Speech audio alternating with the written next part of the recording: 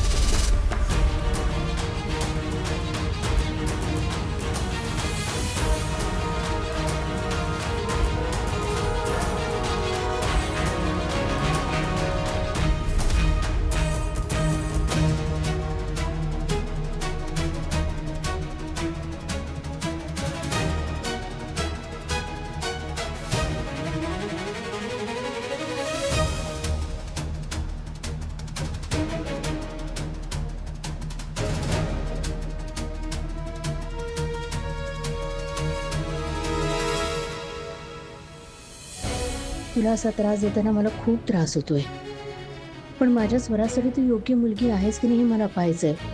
त्यासाठी तुला मला दुखवायलाच लागणार आहे. सॉरी आत्या, ते धूळ खूप होती ना त्यावर, म्हणून बाहेर झटकून आले. इथे झटकलं असतं तर इथे धूळ झाली असते. अजून काही बोलायचं आहे का तुम्हाला? नाही, गप्पा मारायच्यात ना अजून तुझ्याशी मला. पण चहा घेऊया ना आधी. चहा घेतेस ना तू? हां. शोभा, चहा आण. बस, आता धूळ नाहीये. बस, आण चहा आण.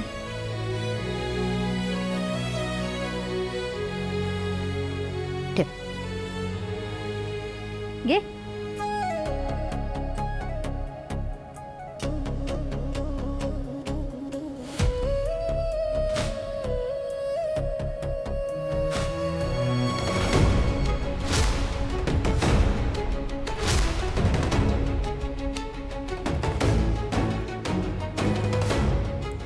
चहात तर मीठ घातलंय. ही आत्या बहुतेक हे सगळं मुद्दाम करते. हिला हेच बघायचं असेल ना की मी कधी चिडते. पण आज मी चिडणार नाही. आज सगळं सहन करेन, पण एकदा मी या घरात आले ना की सहन करायची वेळ तुमची. आज हा चहा मुद्दाम बिघडवलाय ना तुम्ही. उद्या नाही तुमच्या आयुष्याची चहा कॉफी केली ना तर नाव नाही लावणार प्रीती सावेकर. हे बघ, हे जे काही चाललंय ना ते मला अजिबात पटत नाहीये. मी चालले माझ्या ताईला घेऊन. एक मिनिट थांब. मी काय म्हणतोय ते नीट ऐक. हे बघ, हे सगळं अनायसे जुळून आलंय. हा म्हणजे आपण जुळून आणलंय. तर तू आता उगाच कळ काढू नकोस. जे काय चालू आहे ते सगळं चांगल्यासाठीच चालू आहे ना. मग कशाला तू जाऊन तिथे खो घालतेस? माझी आत्या खूप चांगली आहे. ती असं काही वागणार नाही तिच्याशी. तू काळजी करू नकोस. तू फक्त 2 मिनिटं थांब, माझा ऐक, शेवटचा ऐक.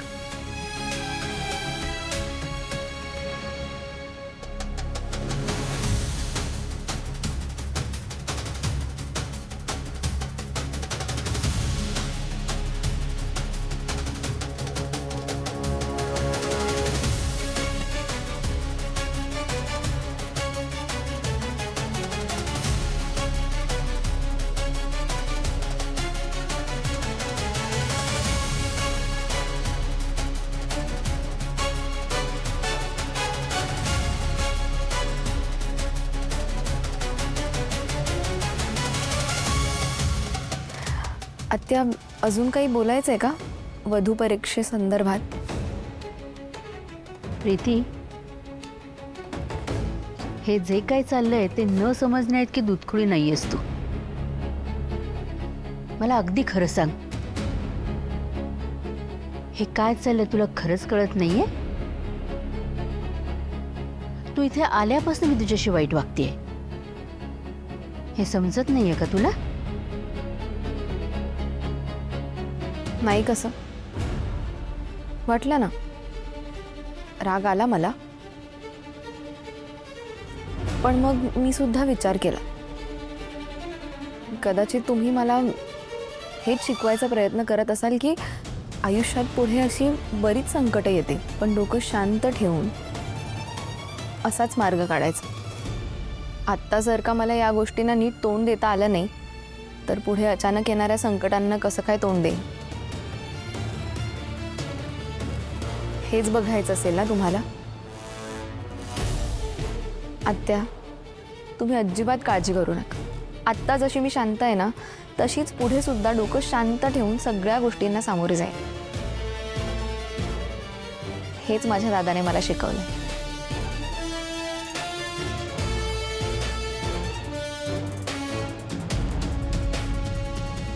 येऊ मी?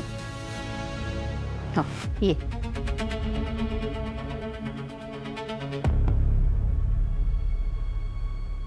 सुखी राहा.